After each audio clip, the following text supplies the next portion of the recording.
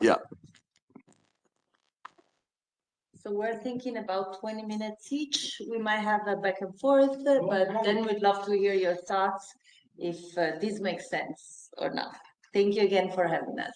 Yes, thank you for inviting us. This is a great honor. And the last time I was in Pisa, I walked up the tower, of course, but now it's no longer possible. So this maybe is more intellectually, no more stimulating. We have been warned that Pisa has the high power group, so this is you. So I prepared 3 questions that I want to answer, and I need to be stopped, and they have to do with my.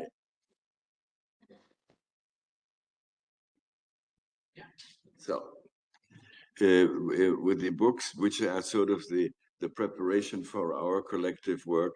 Since then, I haven't really done any thought without Fernanda being a collaborator and a critic. So it's what brought me to authoritarianism was the question. I had done a lot of comparative work, comparative constitutional work, was the question, why do authoritarian regimes have a constitution?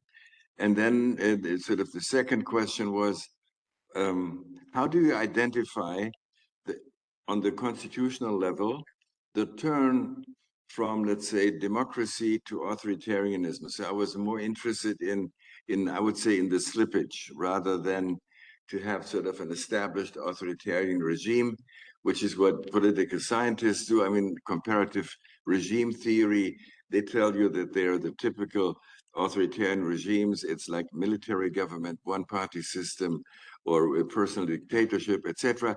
And I thought this classification doesn't really give me anything, especially not for my question why they have a constitution. And when I looked sort of at my at the books my liberal colleagues wrote about authoritarian constitutionalism, the standard answers would be authoritarian regimes don't have a constitution. They're all facades, or they are shams, like especially socialist constitutions, Arab constitutions, maybe constitutions, but they are constitutions without constitutionalism. And then other constitutions are referred to by liberal constitutionalists as paper constitutions or shams again. So then I thought, this is really a very uninteresting, to be pleasant, an uninteresting answer, because they're like so many authoritarian regimes, and the autocrats can do whatever they want to. Why do they bother? Was my question. Why do they bother having a constitution? So, and I thought, I really want to have a different approach. Not that I like authoritarian constitutions, but I want to analyze and criticize them as phenomena in their own right. I mean, to say that they are not liberal, I mean, it's ridiculous. Of course they are not liberal. But the question is, what else are they? I mean, and to argue that they don't have restraint structures that we have in liberal constitutions, then my question would be, do they have other structures of restraint that we have to understand? And they work sort of quite differently from, let's say, the separation of powers, an order of competencies, rights catalogs, etc. So that's how I started. And I had sort of an immediate, intermediate thought that maybe I should sort of tell myself, and now today you, what is the Constitution? And sort of you will see we are really fixated on the sort of the picture of a matrix. We have the matrix problem. Probably it is now in our DNA. Before it was just sort of some deviant intellectual idea. So, and I thought maybe if you look at constitutions, and I've done this really a lot, I've had in my constitutional studies. So they are texts, everyone agrees. They're written for a purpose, everyone agrees, and they're written for audiences. So the question then is, rather than saying some of the constitutions, and there are many of them, they are shams. I mean, isn't it more interesting to argue who have they been written for? What's the purpose? So, and then sort of I did my work on that. I have to, I shorten this, otherwise I will sort of, can I do this? What is it? Yeah. Good, good. Is it okay? Yeah. Good. No, okay, great. So, and then you see, I sort of my take on constitutions as texts. I think nobody would deny that they are texts, but I think to look at text just in a way a conceptualist would do doesn't really tell you very much. I mean, even if you don't do comparative work, if you, let's say, do trial work with constitutions, you need a little more. And I thought maybe it makes sense to distinguish between an internal audience and an external, like the Constitution is sort of primarily, of course, addressed to the people at home, but also to the neighbors and maybe also to the international community. So you have the internal external distinction. And if you look at the purposes, that's a little bit more complicated. You could say, on the one hand, constitutions as texts, like any law text, they have let's say, an instrumental dimension. I mean, they are supposed to do something in the real world. And also they have a symbolic dimension. And if you have this, you have the axis, the horizontal axis, and that gives you in the end 4 quadrants. In one discussion, I have been told you could make this more complicated. Like I don't even know what the sort of the design was. I said, I can't do it. In my next life, I will do it. But in this life, supported by Fernanda, I won't do it. So, if you go around this, the quadrants, you could say in the first quadrant, the combination of internal and instrumental, the Constitution is a manual of government. Of course, then you have to decide what kind of a manual is it? Is it a manual for a democracy or a sort of a democracy, or is it already for an autocracy? And then if you move over to the symbolic side, you could say, yeah, also the democratic constitutions, they have, if they address the internal audiences, they have a symbolic dimension, which may be stronger in authoritarian constitutions. Like symbolic means in this case, you mobilize people for a common project, goal, agenda, right? And if you go down to the external audience, an instrumental purpose combination, you have the idea that what do constitutions do sort of in the international community? You could say countries that have a constitution hold up the constitution and say, we are a constitutional government, we are a constitutional state. So it's something like that you do when you pass through immigration. It's something like an ID, right? If you don't have a constitution, people will ask, what's wrong with you? I mean, you need a constitution. And if you go to the 4th quadrant, you could say the combination of symbolic purposes and an external audience, meaning the Constitution is being shown to the outside. One could say, yeah, this is the quadrant that liberal constitutionalism focus on. This is a showcase. I mean, you show it to the international community. You can say to other governments to say that we are a real state. I mean, or you could also show it to economic actors and said, this is what, for instance, what Vietnam did.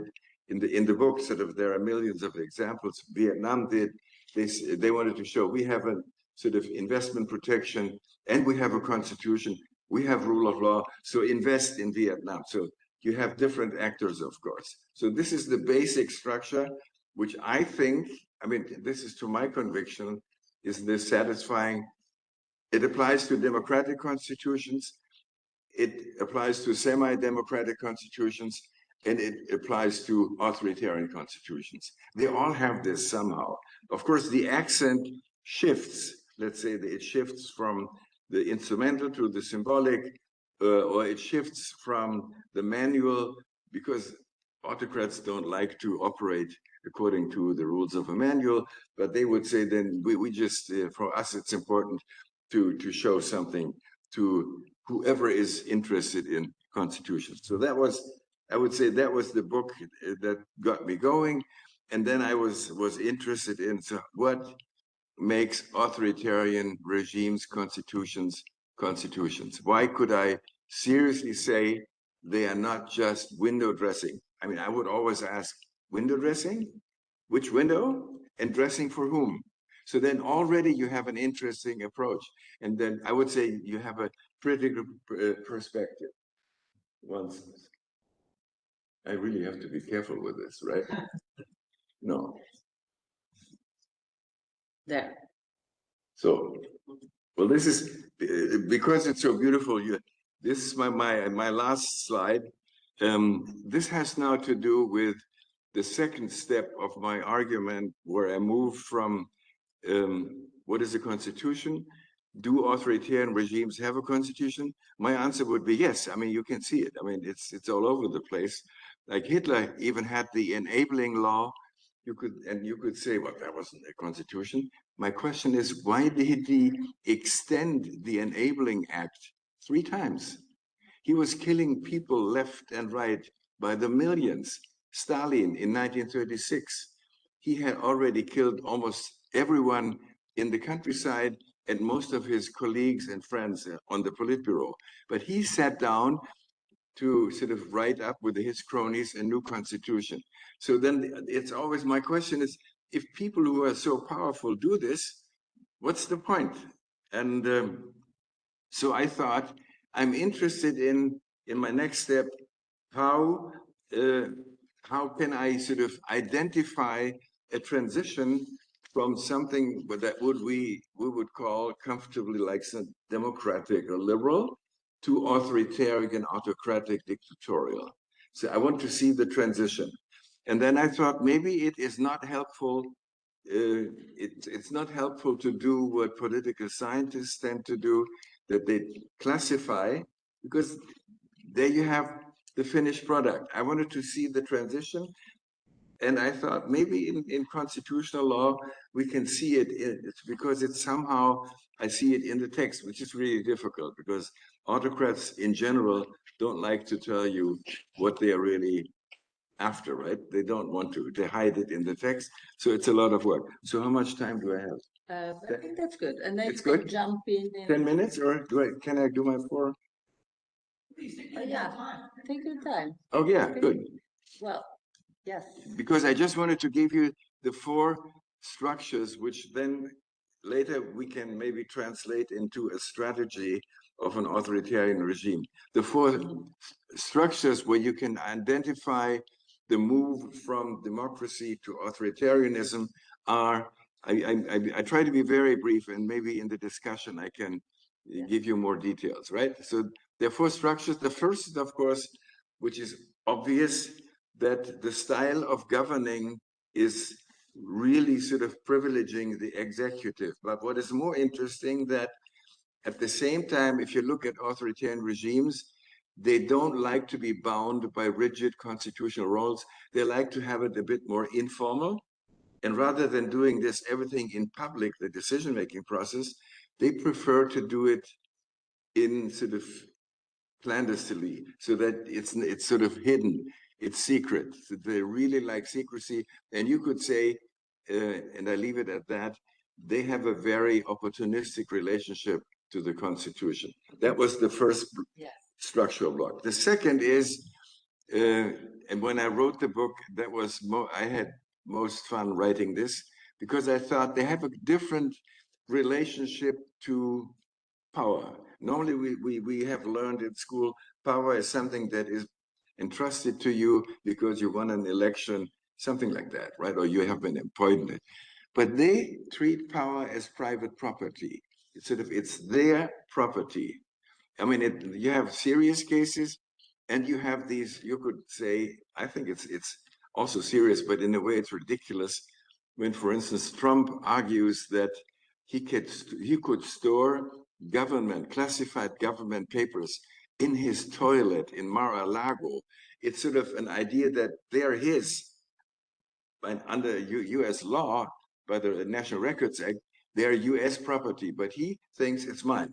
So this is just, you could say, this is a fairly harmless example. And how can I see if an autocrat, sort of a democrat, turns into an autocrat? The first is the concept of power. The concept of power means I don't really accept that my term in office is limited. So whenever you see that they try to get rid of constitutional term limits, you have the first aspect of power being treated as private property.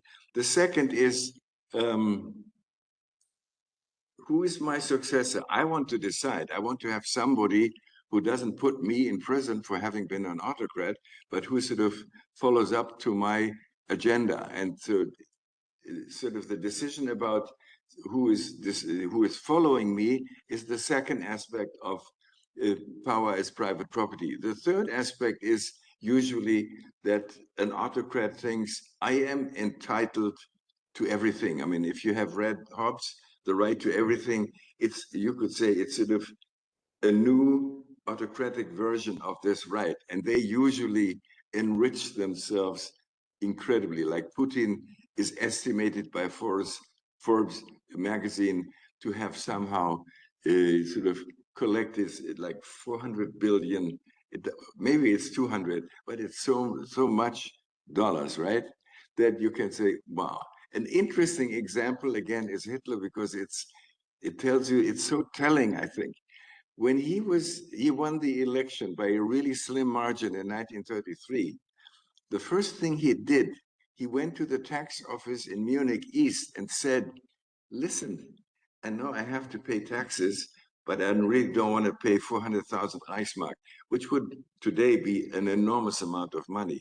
And they said, okay, we waive that debt, and in en revanche, as they say in France, the director of the tax office got a monthly stipend of 2,000, in our terms now, of $2,000. So that he got rid of his tax back. And in 1935, he had already developed into a full-fledged dictator.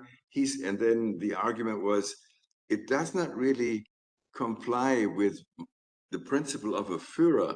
You have to pay taxes. So in the end, he never paid taxes for this terrible book, My Struggle, which was a bestseller. I don't know how many million copies he sold and how many millions he would have in taxes he would have had to pay. He paid nothing. So this is the second. The third building element, or you could say structure or strategic element, is participation. When I talked about this with a friend at a conference, he said participation is necessary even in an autocratic regime. I said, no, you can't be serious. And they orchestrate elections, they manipulate, they don't need participation. But I guess he convinced me that, yes, it's a different kind of participation that we look at when we look, I mean, positively, also a bit naively at elections. So he said, just analyze what kind of participation is privileged in authoritarian regimes. And then you can see it's petitions, because they're unilateral. It's referenda, because it's sort of manipulated from above. And also, of course, a certain type of election. And so my argument was then, participation is needed also in autocracies to create what I called political accomplices. They are the silent partners for a regime, meaning they have no voice in the classical sense. They can just acclaim the leader or not. And so the last block, and then I'm done. The last block is communication, and I call this sort of, it comes as a cult of immediacy, meaning authoritarian regimes, and also it shows in the constitutions, they, on the side of the state, they try to neutralize, get rid of, if possible, institutions that might control the government, courts, parliaments, and of course the parliamentary opposition. And on the society side, they try to get rid of, or sort of, at least sort of strangulate until they don't move anymore, the unions, oppositional parties, civil society in general. Fernanda will talk about that in a second.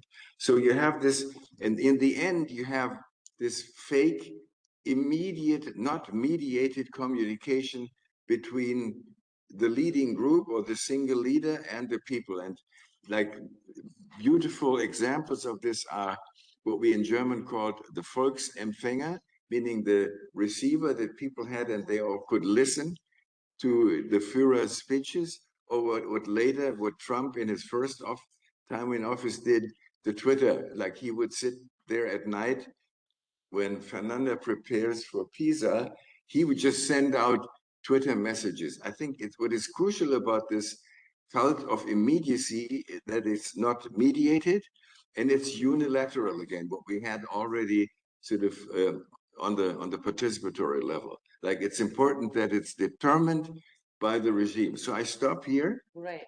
And it's a great moment to address the fact that what we did, let's switch so I can go. Yeah, I switch. That you're right. So what we want to present today, so this was the precursor, how Günter and I start collaborating. As as you know, many of you are working on illiberal constitutionalism and backsliding. And so I thought what was very interesting, closer to the mic. What was very interesting was this idea of not only why authoritarians have constitutions that many of you work on, but more the idea of the slippage and how to analyze this idea of the slippage. And also, as he said, in the cult of immediacy, this idea that media communication of authoritarians is often not mediated. And to do so, you need to eliminate a key element, which is civil society, broadly intended as NGOs, medias, activists, academics that do not agree with the regime. But before we go into our article on authoritarian transfers, on which Günter will come back, I want to tell you, before doing that, what we did was I was very much in crisis because I teach comparative law in the US, and what I do is a mix of public and private topics. And so you have kind of the big case books, which are a bit updated. Now a plug for my colleague Francesca Bignami. She's putting out one of these big case books, a totally updated version. But I was telling Günter, my problem is that comparative law is too black and white, and we don't have a good, simple tool to teach it, and also to give some of the basic insights of the discipline. It's often taught as a methodological issue rather than a practical issue that has very much practical implications. And yet, in this way, we are sort of keep on competing with what Günter wrote in the 80s as a Cinderella of the legal sciences, the not fully developed, competing with international law subjects or domestic law subjects, being in the middle without a clear function or purpose.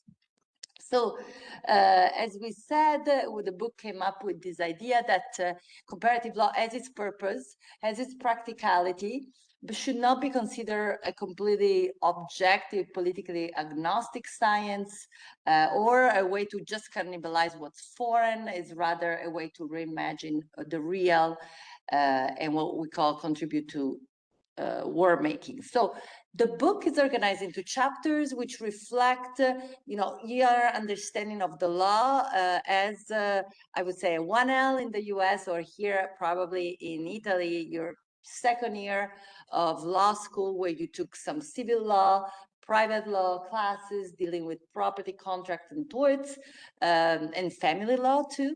Maybe that comes a bit later, but also public law subjects, comparative administrative law, constitutions, and legal history. So the idea was to offer a course. I know that Italy is a bit a strange place compared to the rest of the world, where comparative law is taught in the very first year of law school, but we wanted to overcome this disciplinary public-private distinction, and also we wanted to make sure that there was a good overview in the book of a variety of topics.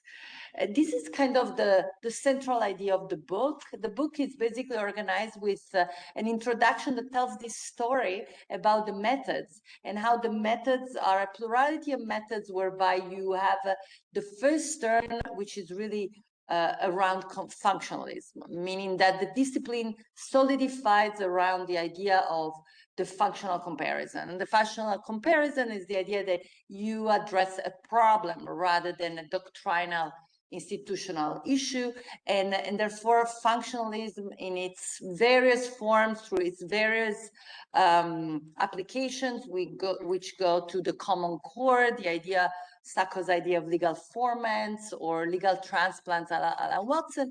It's this very basic functionalist and pragmatic idea that you can basically compare not only the laws in the books, but also the laws in practice, but mostly you can really compare similar problems of similar jurisdictions with the tertium comparationis, and therefore that provides you a kind of innovative tool. This was the kind of disciplinary innovation of comparative law since the beginning of the 20th century, and with its various applications. Then we talk about our second turn, which is what we call the critical approaches, when you add a thicker contextual element to the comparison to explain not only that there are these functionalist equivalents, but there are also ideological, political, cultural elements that play in the comparison and therefore tell you something more about the comparison. And the comparison ought to not only look at law in the books and law in practice, but also take into consideration informalities and social norms. So that's what we call the critical turn. Some people told us there's nothing critical anymore in this second turn. And we probably agree. I mean, we all now are in tune with this kind of more what we call critical or interdisciplinary or contextually based understanding of comparative law. And the last point that we make in the book, we call them practical moves, which is basically this goes back to the idea of constitutionalists that Günter presented before, this idea of if you really want to understand comparatively some legal regimes, you have to understand, he called it the slippage. I would call it the political spectrum, this idea that you can create these matrices that we're obsessed with by creating a political spectrum of, for instance, based on the classic binaries of law, liberal versus illiberal, legal, illegal, the classic binaries, but yet they are on the spectrum. There's so many nuances that even if you want to study authoritarian regime in opposition to liberal ones, it's not enough just to put them on a dualistic opposition, but rather the spectrum allows you to map the varieties or the slippage or the varieties of doctrinal elements. And what we put normally on the vertical axis is the contextual element. So the contextual element could be whether in tort law you look at the difference of damages, pecuniary, non-pecuniary. In contract law, you might think about contracts as more individualistic or collective. So how that doctrinal element plays in practice. And finally, what we're very keen to it, which is comparative law, is often about looking at how the laws travel horizontally, sometimes even vertically. You know, comparative law helps to create international treaties, but on the other hand, we also know that international treaties are applied domestically in different ways. So when we talk about the transfer of comparative law, there's both this horizontal dimension and this kind of vertical dimension. And we think that it's more appropriate to talk about the transfers because the transplant a la Watson looks only at the positive law that travels from one place to the other. The transfer looks at more also the kind of added formal and informal norms, professional practice, ideologies that travel with a certain positive norm. Okay, so here's an example in contract law, just to move swiftly from constitutional to contract law, and please our private lawyers. We took each, as I say, each chapter comes with a functional issue or a problem. The issue we tackle in contract law is specific performance, which is an alternative to damages when you have to perform an obligation, even though you would like to not conclude your contract, but you're asked by a court almost as an equitable remedy to conclude the contract and by specific performance to basically follow what was your original obligation in the contract. So there is this idea in specific performance that is a bit very much driven by a classic functionalist idea that if you look between the common law and the civil law, that in the civil law specific performance is more possible.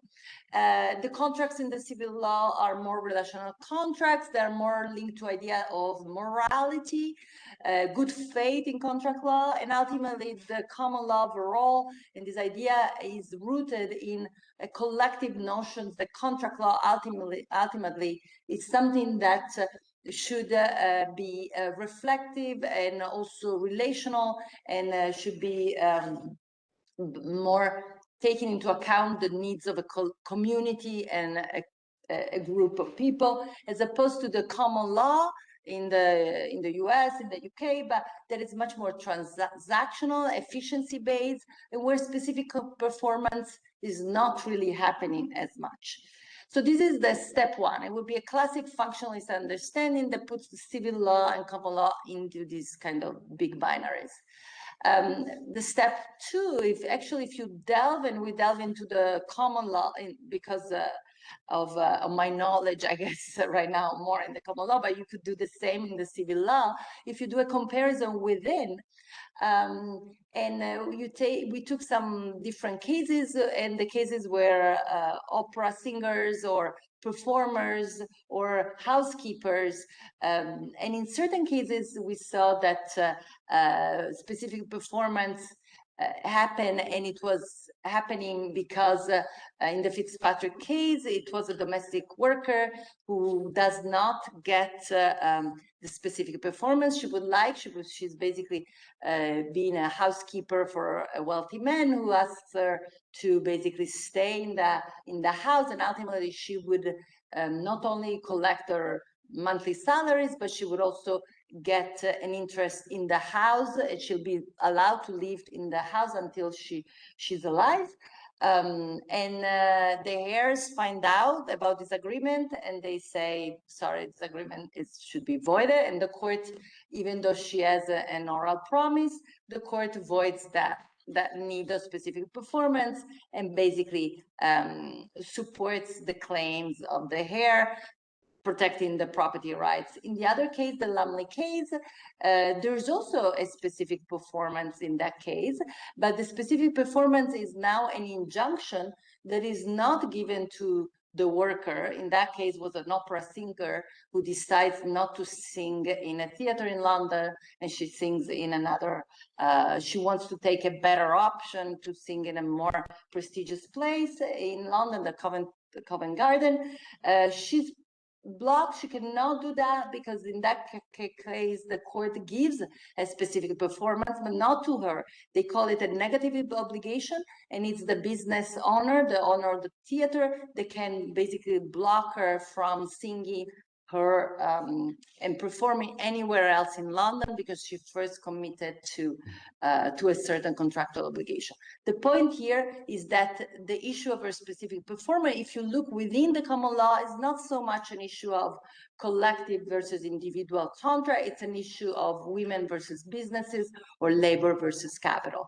And so that would be a more critical understanding of comparative law. You look within and you all really open up the doctrine and see how it plays out in that particular political economy and what are the distributive consequences.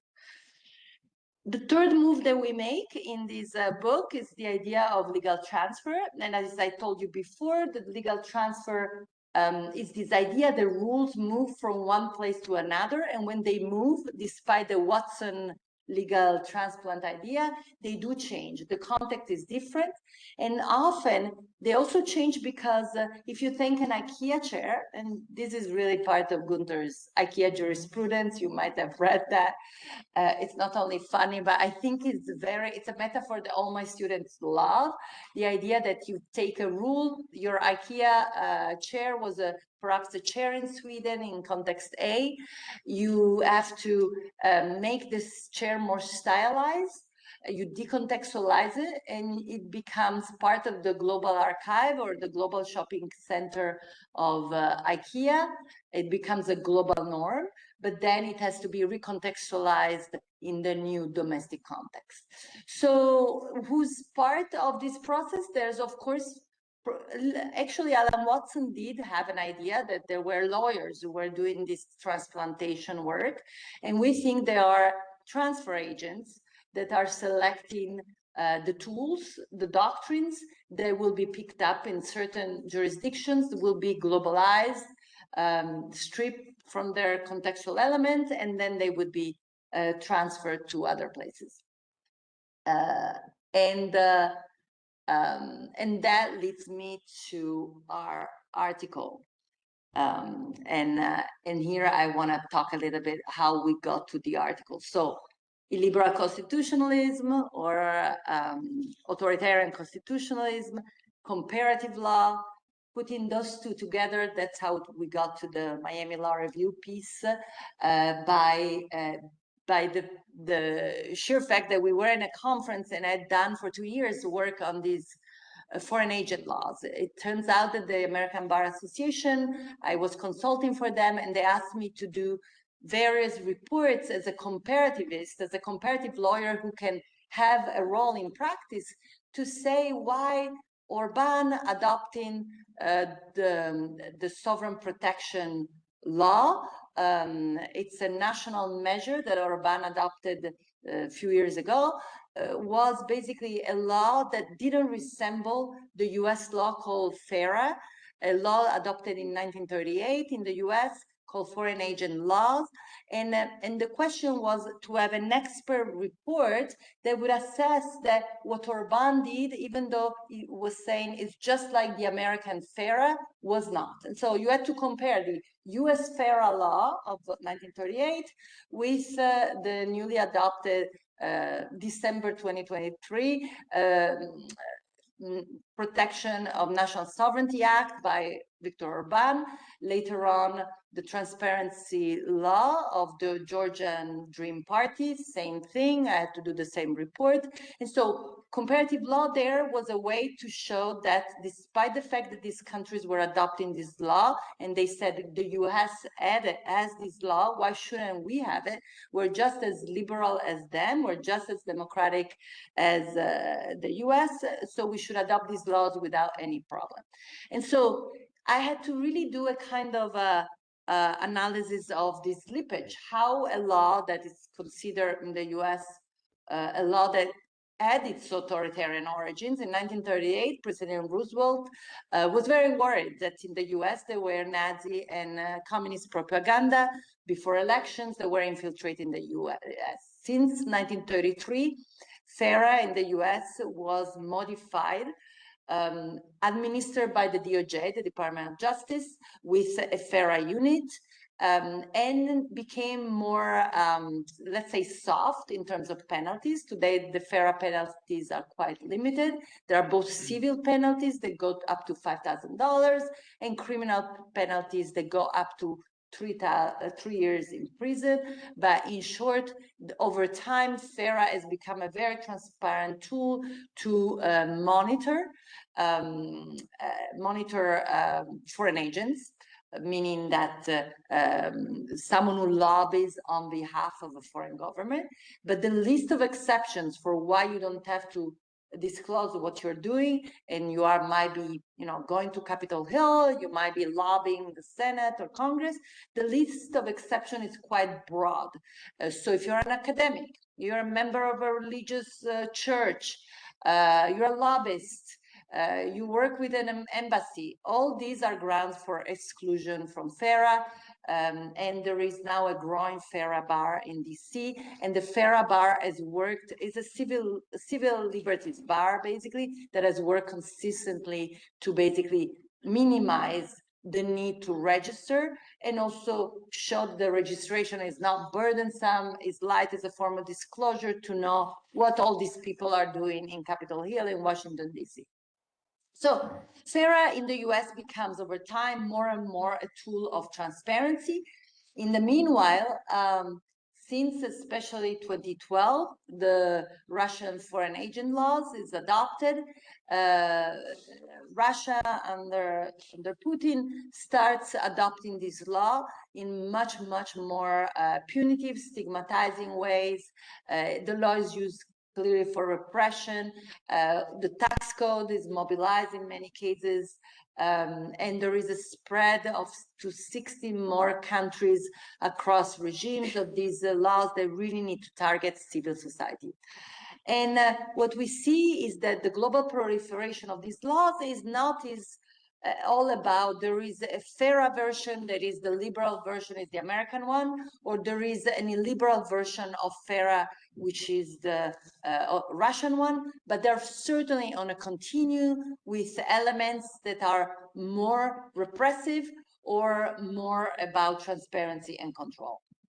So what we did, we looked at more or less 20 of these laws that have evolved, especially we started in 1994 and we finish in 2024 with 6 countries in Europe and Eurasia that are about to adopt these laws. And we broke them down in what are their narratives, what are their tools, and what are their distributive consequences.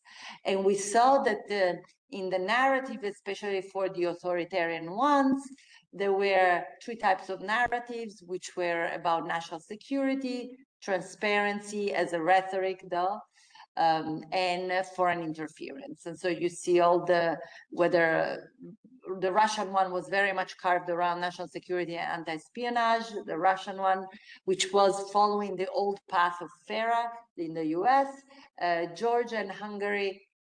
Hungary has actually done it twice. The first time it was called Lex Anti-NGO. The European Court of Justice quickly stepped in and deemed the law against in violation of European law. But it's interesting that we also see signs of another narrative, which is called foreign interference, linked to protection of sovereignty discourses. And in these, you also have France. France has just redrafted its law under the supervision of the OECD, wanted by President Macron, with the fear of growing foreign interference, especially from Russia. And the French law has lots of elements that are problematic in terms of, for instance, going after academia too. So there's not a kind of free speech protection for academia. There are instances through which even academics could be harassed to disclose whether they get budget from where, and freedom of expression for academia in that law is very constrained. The tools, as I said, there's punitive sanctions, which are civil and criminal, and they range from, of course, criminal sanction and restrictions, punishment, and the years of prisons are much higher than 3 years in FARA, but also civil one, which are very broad, asset freezing, but they become also administrative burdens for the NGOs that end up closing down. In Kyrgyzstan, that's what happened to most of the NGOs. The law in Slovakia is pretty harsh in that respect. And then you have a whole sorts of hybrid models. And finally, in the distributive consequences, you not only have the kind of shutting down of these NGOs due to a whole wide range of chilling effect, but you also have stigmatization. It's a big deal of media, press, academics, and also and finally, some cases of monitoring without shutdown, and those are the most kind of liberal types.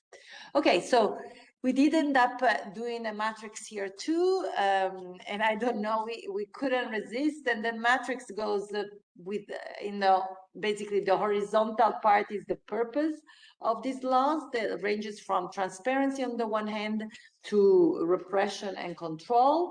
And FARA, certainly the history of the US FARA moves from one side to the other in 1938 to its big reform in 1995 that position it as a much more liberal tool that only wants to ensure transparency and monitoring. Australia and Canada, the directive that the EU is about to propose seem to be there, but we don't know how the European Parliament will draft this directive and which elements. So it's something that we need to monitor closely. On the other hand, of course, you have the Russian law on the other end of the spectrum, and then we actually on the vertical axis we have the type of enforcement with more sanctions and penalties, and on the bottom registration and monitoring. So this is our quadrant for foreign agent laws. What we wanted to do is open up this law and really look at the nuances by using comparative law methods. And maybe we could finish here, but maybe you want to add something on how your first. Well, this is up to you. I could first try. Yeah, I'll do it. What I could try to do is just in 3 minutes, sort of show you how these foreign agent laws, which I would say, they are on the level of tactics, of authoritarian tactics, how they sort of fit into the 4 blocks, the structural, you could also say strategic blocks of authoritarianism, but we can also leave this for the discussion later, whatever you want. Whatever you prefer, we can close. If you feel you want to go and discuss, we start with that. I think it would be good to hear your discuss. But, yes, we'd love to discuss more. I'm also leaving. Closing the debate before triggering the discussion, and as you prefer. So I would just want to say one last thing. The article closes with resistance to authoritarianism and why comparative law can be a tool to think about these former resistances. And the resistance is not just to label FARA, of course, on that side of the matrix that we know that the Russian foreign agent law lies in that. But perhaps what's more interesting is that the comparative analysis can give some ideas or tools or litigation, offer some litigation strategies, and also share litigation strategies among various actors. For instance, we did together an amicus brief to the Georgian Constitutional Court, explaining why the Georgian law was nothing like the American one, even though what the Georgians did, literally, you have to read it, it's incredible, it was a cut and paste of the American law. And so we did this amicus brief, and we said that cut and paste didn't really work because they even had a DOJ in the Georgian law. And so this kind of comparative law misuses are a way to show where are the weaknesses of this law, and of course provide to litigants or whoever will litigate these laws more awareness or tools to litigate them, and also really provide a different narrative to civil society. When I was talking to some colleagues in Georgia that were telling me, my parents or lots of people in the street are asking, why are you so against our law? It's called transparency law. It's just like the American FARA. So why should be against this law? Why you're also against the Dream Party passing this law? And we were like, look, there is a report here with Transparency International that we did. It has nothing to do with the American FARA, because here you go to prison. With the American FARA, you might not even have to register most of the time. You certainly don't go to prison, and the prosecution is very limited, whereas this is a tool to get you all prosecuted and to get civil society shut down. So that was the idea. Thank you. Okay. Thank you so much. Okay, so we can stop the recording and to prepare the informal discussion.